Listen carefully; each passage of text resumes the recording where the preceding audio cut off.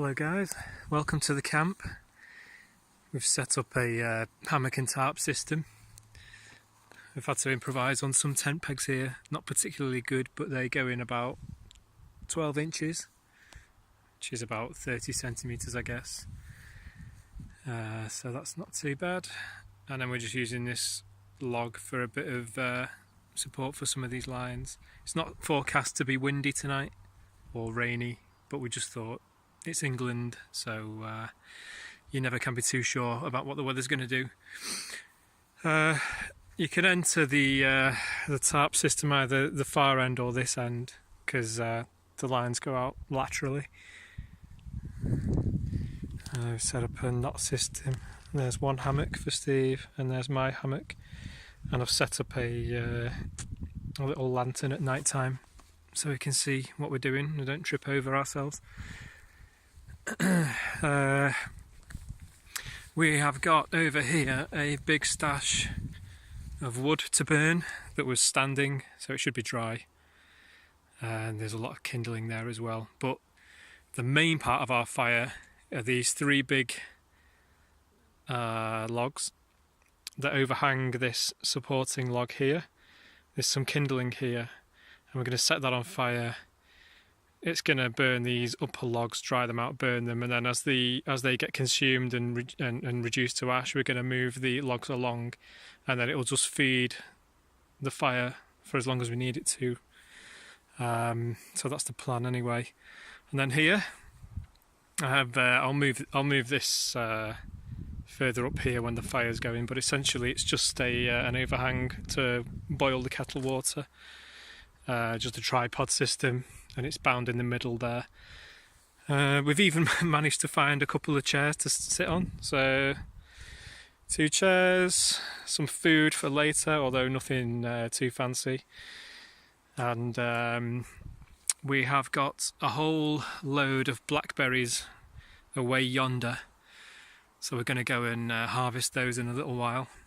We also need to find some drinking water. And there's a stream that leads down to the lake over there. We crossed it on the way here, and we're in quite high ground here, so this is quite close to the source. But what we're going to do is try to filter it and boil it, obviously, to filter out any dirt, and then boiling the water should deal with parasites and viruses and things like that. So that's the plan anyway. And then once we've done all of our cooking and had some drinks, we're going to retire to our hammocks, and then hopefully get a good night's sleep. That's the plan anyway. There he is, getting some firewood, kindling. Just doing some foraging at the moment. As you can see here, there is a tree that's fallen down, and there's its root system. We've been careful to set up our camp away from anything that looks like it's going to fall over. They call them widow makers, don't they? But I've found here over the back of the root system from the fallen tree, there's an abundance of blackberries.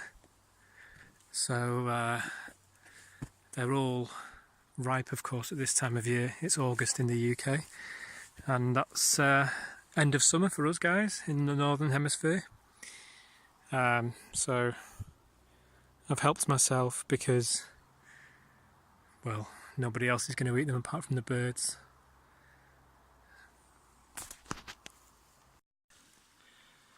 Look at this water. I've just come to replenish our stock. It's a small stream that's flowing down from up there, and I've just found a space down here to collect it. Of course, this is natural water.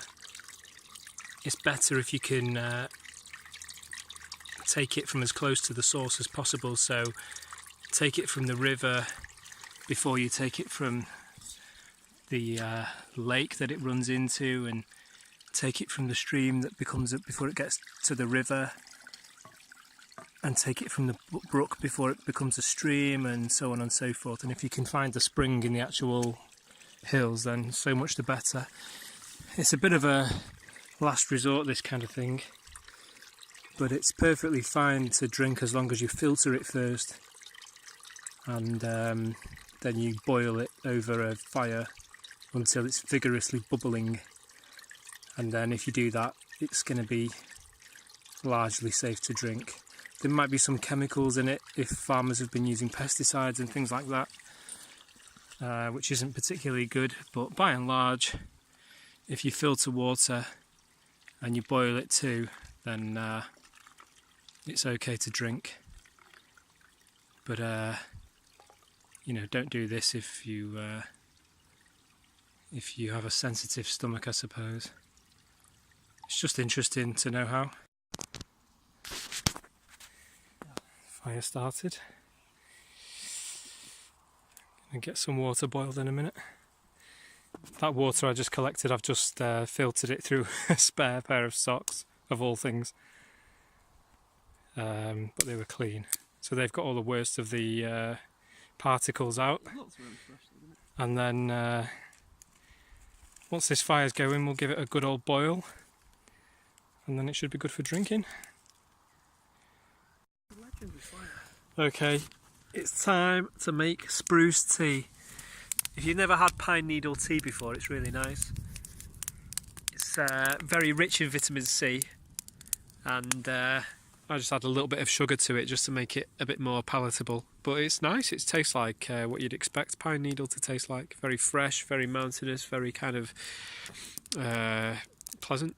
So if you ever find yourself in the wilds with a Siberian log fire and you want to try some tea and you happen to have lots of pine trees around, then I recommend you try pine needle tea. So we're just walking back to the car now. We've had a reasonable night's sleep. It was very cold in the night, so we had to wake up and stoke the fire back into life and warm our extremities a little bit. You wouldn't have thought so. It's August in England, and it was about 19 degrees during the daytime, but it must have dropped to sort of well below 10 last night. I just woke up around about 2 AM with the moon shining down between the trees, so there was no cloud cover, and that's obviously reduced the temperature overnight quite a lot. But yeah, it was quite good in the end. We warmed ourselves back up and then went back to sleep and then slept until about 7 o'clock. So overall, probably maybe 5 hours sleep or so, and then a few hours just rolling around awake trying to stay warm. Next time I'll bring a spare jumper just in case and I won't be cold.